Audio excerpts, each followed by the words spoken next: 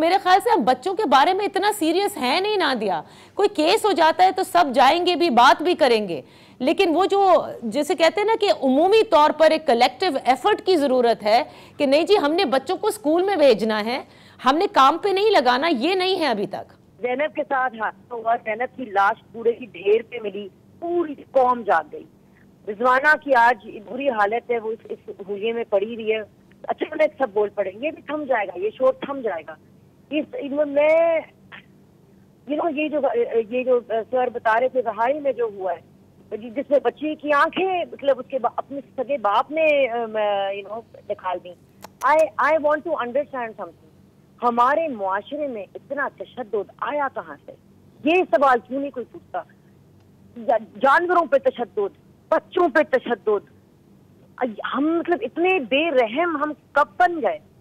یہ کیا وجہ ہے کہ ہم میں اتنی بے رحمی آ گئی ہے؟ ہم کیوں نہیں اپنے بچوں کو خلوص, پیار, کائنڈنس, کمپیشن, محبت کرنا, ایک دوسرے کا خیال رکھنا, ماحول کا خیال رکھنا, جانوروں کا خیال رکھنا. میں آپ کو ایک بات بتاتی ہوں, جو انسان کتے کو ٹھڈا مارے گا وہ کل بچے کو ٹھڈا مارے گا, وہ کل بیوی کو ٹھڈا مارے گا.